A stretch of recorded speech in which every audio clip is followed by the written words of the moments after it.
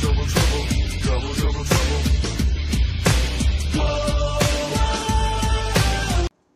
Welcome everybody once again. This is Bill Mack here with another edition of Pro Wrestling Unleashed. Thank you if you're watching on Twitter, Facebook, YouTube, wherever. Thanks for joining me. This is Bill Mack here. I'm going to give you the results of this past week's GFW Impact Wrestling episode for July the 13th, 2017. Thought this was a pretty good show, folks. As we see Joseph Park and Grotto coming in the beginning of this show, and Grotto is upset.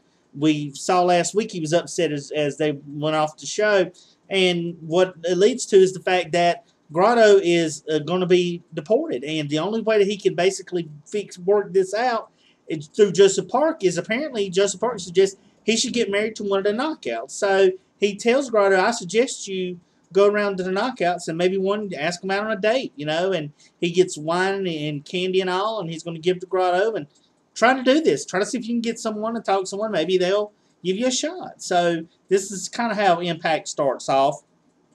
They give us a recap of last week's edition of what happened between the rematch at Summer Slammiversary between Alberto Patron, which is your GFW Unified Champion, taking on Bobby Lashley. As we remember through the matchup, as it was winding down, LAX comes out, interferes in the match. They all jump and they beat down Lashley in the middle of the ring. Alberto is out. Conan comes up with the mic and says that Alberto Patron is the newest member of LAX. And remember, they had been teasing that throughout the night that they were going to name a new member of LAX. So it remains to be seen leading until tonight's episode, which Conan is in the ring. It prompts him to call out GFW champion Alberto Patron. Alberto Patron said kindly, thanks, but no thanks. He says, I'm a loner. I'm a leader. I'm not a follower. I like the people here. I like working. This is my home. I don't want to do it. So Conan doesn't take kindly to the rejection. He has LAX all attack him in the middle of the ring, which prompts Lashley to come out, makes the save, clears out LAX. Looks like he gives Alberto mutual respect. As he walks out the ring, he hands him the belt. We come back from commercial. Bruce Pritchard has made it official. It is going to be the main event for tonight. A tag match between GFW champion Alberto Patron and Lashley, taking on Santana and Ortiz from LAX. So this is our main event for tonight, folks. We see that basically the beginning of the first matchup is a Super X Cup tournament match. This is the first round matchup between ACH and Andrew Everett, a good high-flying back and forth matchup. We see at one point Adam Everett hits a moonsault, springboard moonsault off the top rope, over the top rope onto ACH, who was on the outside of the ring. We see ACH basically at some point unload on Everett, doing some quick moves. Does 3 or 4 quick moves within a few seconds. And then we see another high-flying spot where Adam Everett goes and hits a springboard he hits a cross-body block over the top onto ACH. And he comes down. ACH ends up hitting the brain buster on Adam Everett. 1, 2, 3. We have a winner is ACH. He moves on in the Super X Cup tournament. So good win for ACH and a good showing for these two in the X division. Gail Kim comes to the ring. Gail Kim makes an announcement. She says, look, I've had an injury. I was going to talk and give this announcement, but I got hurt. Impact is good enough to let me have this platform now to talk to you. She says, at the ending of the year, I'm going to retire. And the fans were upset. They thanked her for what she done. She said, oh, trust me. She said, I thank the organization. I thank the Knockouts and building up the Knockouts division and my time that I've spent here with the people. So she says, I'm not retired just yet. I'm going to give it my all and do the best that I can and go out on my own before the end of the year. So who knows? Maybe Gail Kim will get another run with the Knockouts Championship before the end of 2017. It's still a little bit halfway over, but it's still a possibility of that. And welcome back, Gail Kim, to that. Because remember, she is the first ever female Impact Wrestling Hall of Famer. So she has a lot of clout around Impact Wrestling. Chris Adonis comes down to the ring as she is leaving. He is poking fun once again at the Swole brothers, which means big, and these two big muscle guys. They've got some kind of show coming on or a special later on in the month on Pop. So they were sitting in the front row. Adonis is trying to pick a fight with him, and they ends up following him in the ring, and he takes his shirt off and he starts flexing and trying to have a pose down. Then one of them takes his shirt off. He starts posing, and this brings Eli Drake out, and he's trying to get in there and calm Adonis down. And then the other one comes in, and they are all four in there, and the referees come in and break it up. So really, not much in this segment other than a pose down, I guess, and maybe this was try to give these guys some exposure. I'd never heard of them, but that's just who they are. So we have a AAA fight between which is a wrestling lucha libre organization in Mexico. We have two other competitors, real short guys. Demas is one of them because he's got this white face paint and a 666 across his forehead.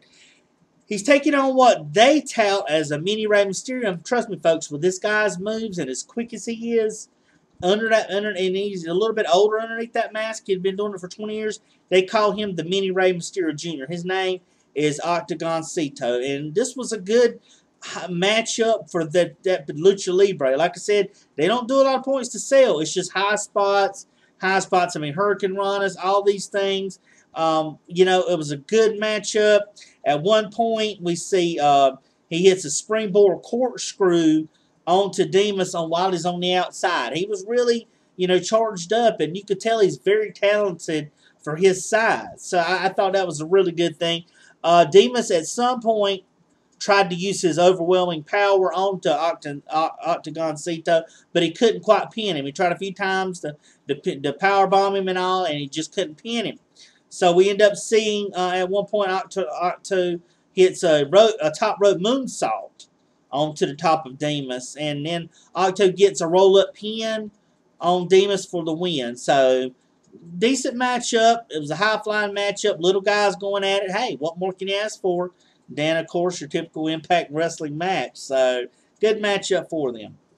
Now, we cut to the back. We see Grotto out, and Grotto is going around to every one of the knockouts he can. He's got the wine in his hand, and he's asking him to go out. And it plays this music in the background. We hear he goes to Sienna. He goes to Avery Story, Mackenzie Mitchell, and a couple others. He even goes to Alley, which brings out Braxton Sutter, and Grotto hightails it out of there. So, looks like he's had strikes 2, 3, 4, 5, and 6. He still can't seem to get. He turns out unsuccessful in his attempt at this time to try to find someone. So, Joseph Park tries another approach to it. So we have EC3 come down for the Grand Championship matchup. Remember last week he told Moose he would not forget. He wanted a challenge, and they gave it tonight. Marufuji, I thought was going to be built up more than what it was, the way it sounded. Trust me, folks. In this matchup, Moose basically dominated. Moose is just too powerful. I mean, in the first round, Marufuji had very little offense at all. Moose was just flattening him one thing after another. He was dominating in the first round of the matchup. Moose got the first round. Marufuji came back in the second round. Once he got Moose down, he started working on Moose a little bit, which is what you got to do with a big man. You got to have him down and work on him down, because if he's standing up, it's hard to get a chance against him, especially when it's a man of that size. So Marufuji dominates most of the second round. Moose, however, does get a little bit of offense, but it's not enough. Marufuji wins your second round. So then we go to the third round, and it's going back and forth. Now, this whole time EC3's over at the announce booth, he hasn't said a word. They've tried to get him engaged in the matchup. What is his thoughts? He hasn't said a word. So at that time, EC3 takes the ring bell. He goes in. He hits Marufuji in the back of the head. The referee calls for the bell. It's a DQ. However, though, Moose retains his championship. EC3 tries to attack Moose from behind. Moose ducks it. Ends up giving a big boot to EC3, which EC3 rolls out of the ring. So this is going to increase that feud, and we look to see that feud between Moose and EC3 continuing on as a result of this, and him interfering in this Grand Championship matchup. So still retaining it is Moose. And Marufuji, like I said, he just didn't have a whole lot of offense. He's from the Pro Wrestling Noah program from Japan. So it just didn't really have a chance against Moose. Moose was just way too strong for him in this matchup. We cut to the clubhouse where LAX are, and they said, look, we want to have Lashley and Alberto Patron taken out on stretchers after tonight's match. We want them to take them to the ambulance, beat them down in the ambulance, and send them to the hospital. That's what he's telling LAX, what he plans and what he wants them to do tonight in tonight's main event tag match. Trevor Lee comes out there. Remember, last week Trevor Lee stole Sanjay Dutt's X Division title. He's wearing around his waist. He claims he wants to pick only the best opponent he could from the talent. Brings in this dude named William Weeks, which he was this bony, pale guy, and you could tell he just wasn't really much of a wrestler. Trevor Lee didn't want to take the belt off, and he feared that someone would steal it, which is odd because he stole it from Sanjay. So he fights the matchup with the belt on, which tells you this is a squash match. He ends up basically hitting the double stomp onto William Weeks to get the win. And then Sanjay Dutt tries to go out there and get his title, but Trevor Lee grabs from out of the ring and runs around and goes up the ramp and holds it and says it's his title. So yet again, Sanjay's on the chase to get his title back from Trevor Lee, who never rightfully won the title. He just literally stole it from him. Up next, this was just a filler match, folks, between Lauren Vanessa and Avery Story. I thought that it was pretty good. Well, it wasn't pretty good. It's just Avery Story started off pretty good, and then Lauren Vanessa took over, and it was a poorly. They need to fight a little bit more. They need to get a little bit more season in the ring. They both look steel green. I mean, they hit their moves, and Lauren Vanessa's curb stomp really didn't look like the curb stomp. So this was kind of your D match of the night, if you want to put it that way. But Lauren Vanessa ends up getting curb stomped. She gets the win. Grotto comes out with Joseph Park. Grotto starts laying it on thick, telling her how beautiful she is, her makeup, her hair, the dress, and he wants to ask her if he could take her out. Now, we know Lauren Vanessa is the hot mess. She's been out of it since Braxton Sutter rejected her at the altar and went with Allie. So she's still got the same dress and everything on from that point. It's been months, folks. She's been months in the same dress. But we end up seeing basically Grotto's like, hey, why don't you maybe think about us going on a date? Well, she starts smiling, so there looks like there could be that chance she may say yes. But all of a sudden, out of nowhere, Congo Kong's music come out. And, Congo Kong and Lauren Vanessa have this strange kind of chemistry and relationship, if you call it that, the last month or so since Congo Kong has made his appearance. You can tell he's not very happy at all with Grotto. Grotto goes out of the ring, and Joseph Park does, and they both hightail it up the ramp, and they'll say maybe something else. So, who knows? She never said no, but she never said yes as well. So, it remains to be seen if Grotto's going to try to take Lauren Vanessa out. So, we'll just have to stay tuned to wait and see. Last but not least, folks, this is our main event of the night. This is Lashley and Alberto El Patron, AEP. This was a matchup where Lashley's power showed off in the beginning. He was able to handle himself in the beginning. We see at one point where LAX interferes with their numbers. This changes the tide. We see LAX work on Lashley quite a bit, double teaming, fast tags like they do, typical LAX style.